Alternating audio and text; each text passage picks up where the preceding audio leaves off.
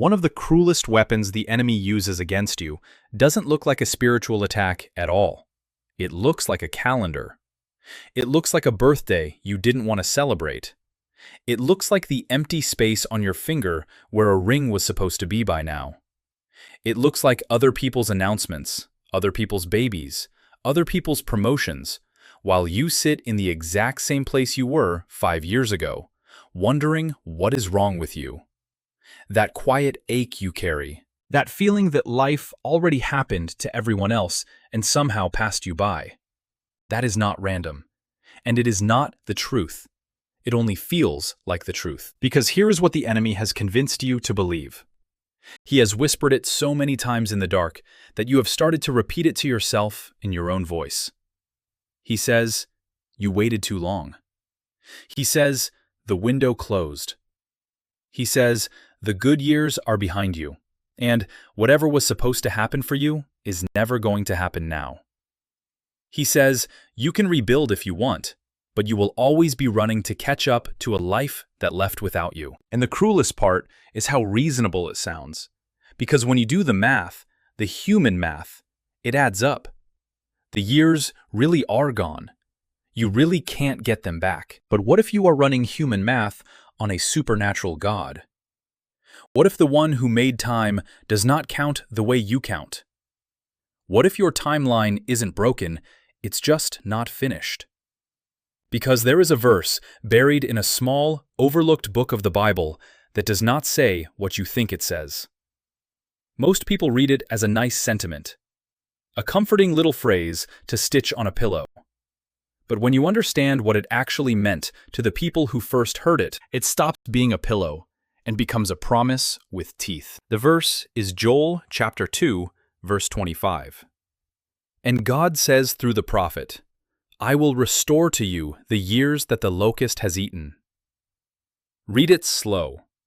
I will restore to you the years. Not the things, not the stuff, the years. God is making a claim that sounds impossible. He is saying he can give back time itself.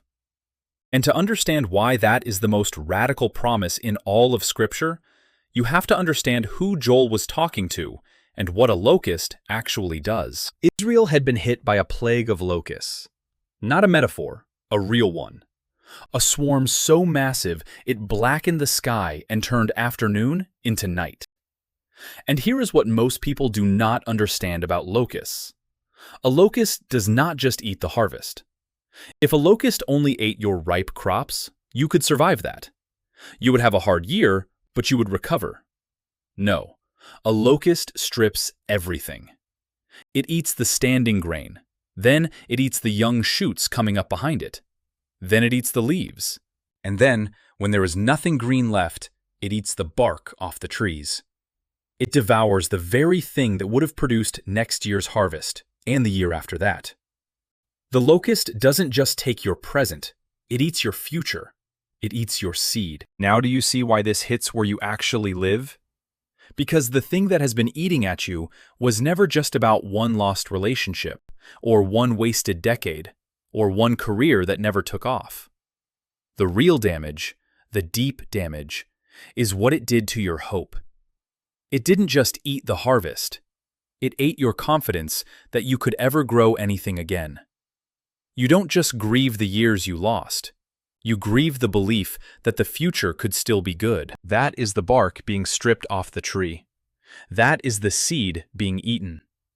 And the enemy stands back and says, "Look, there is nothing left to even start over with." But look again at what God says. "I will restore the years the locust has eaten." He doesn't say, "I will help you move on." He doesn't say, "I will give you something to distract you from the loss." He says, "I will give back the years." And the God who is speaking is the same God who, in the very beginning, spoke into a formless, empty void and filled it with light and life and oceans and stars. The God who made something out of absolutely nothing is not intimidated by your empty field. He is not panicked by your wasted decade. He looks at the place the locust stripped bare, and he does not see an ending. He sees ground that is finally clear enough to plant something he has been waiting to plant. And I need you to understand the difference between God restoring and God replacing, because the enemy will try to sell you the cheap version. Replacing is when you lose one thing and get a different thing to fill the hole. Restoration is something else entirely. Restoration is when what was broken is made new, and somehow becomes better than it was before it broke. When God restores the years, He is not just adding more time onto the end of your life to make up the difference. He is doing something far stranger and far better. He is compressing. He is accelerating. He is about to do in a season what should have taken you a lifetime, so that the math stops adding up, and people are forced to admit there is no natural explanation for the speed of your life. You think you are behind. But I want to take you to a man who was 80 years old before his real life even started. Picture him. His name is Moses, and by every measure that you would use to judge a life, he was finished. Think about his story the way he must have felt it. The first 40 years, he is a prince in Egypt. Power, education, destiny, the works. And then, in one impulsive moment, he throws it all away, and he runs into the desert as a wanted man.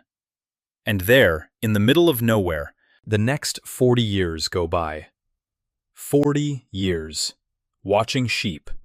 The same hills, the same silence, the same nothing, day after day after day, until the dreams of the prince he used to be felt like a story that happened to someone else. Do that math with me. By the time Moses is 80 years old, he has been tending another man's sheep in obscurity for 4 decades. 80 years old. If anyone had a right to believe the window had closed, it was him. The good years were gone. He was an old man with a stutter and a criminal record and a resume that said, failed prince, current shepherd. And that exact moment, 80 years in, when he had completely stopped expecting anything, is the moment the bush catches fire and does not burn up. And the voice of God says, take off your shoes, because I am about to use everything, the palace and the desert, to send you to set a nation free. Do you hear it? The 40 years in the palace were not wasted. They taught him how to walk into Pharaoh's court without fear. And the 40 years in the desert were not wasted either. They taught him how to survive in the wilderness he would spend the rest of his life leading 2 million people through. God was not behind schedule. God spent 80 years building a man who could carry what he was about to pour out. The delay was never God forgetting Moses. The delay was God preparing Moses. And his greatest work, the work he is remembered for 3,500 years later, did not even begin until everyone, including Moses himself, had written him off as too old and too late. So let me ask you the question the enemy does not want you to ask. What if you are not too old? What if you are exactly the right amount of seasoned?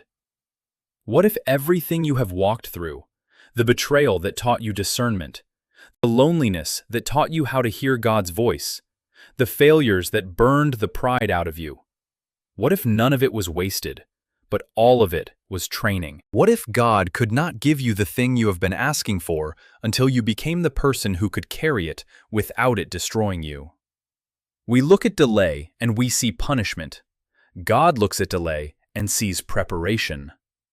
You have been counting the years you lost. God has been counting the strength you gained. Because here is the kingdom principle the enemy is terrified you will discover. God's delays are never God's denials. A delay is not a closed door. A delay is a held breath. And the reason the wait has felt so long and so silent is not that God forgot your address. It is that He refuses to give you a blessing in a season when that blessing would have broken you. The relationship you cried over not getting 5 years ago, you can see now, if you are honest, that you were not ready for it then. And it was not ready for you. The door that slammed shut was not rejection, it was protection. He was protecting the blessing by building the person who could finally hold it. And there is something else the locust did not count on. When God restores, He does not restore in a straight line. He restores suddenly. Watch the pattern all through Scripture. Joseph is in a prison cell one day and second in command over all of Egypt by the next sunset. The same prison clothes he wakes up in, he is out of by nightfall. Hannah weeps year after year after year for a child, until the year she does not.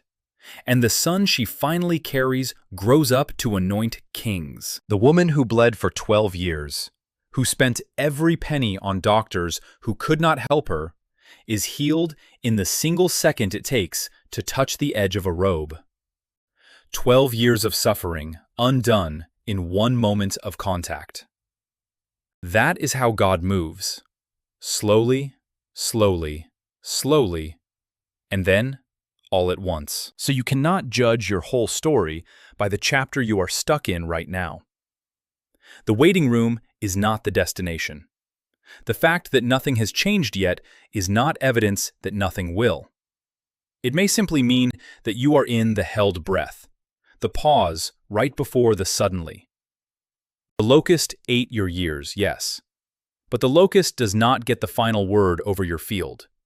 God does, and He has stood up, and He has made you a promise with His own name attached to it, that He will give back what was devoured, not in pieces, but in full.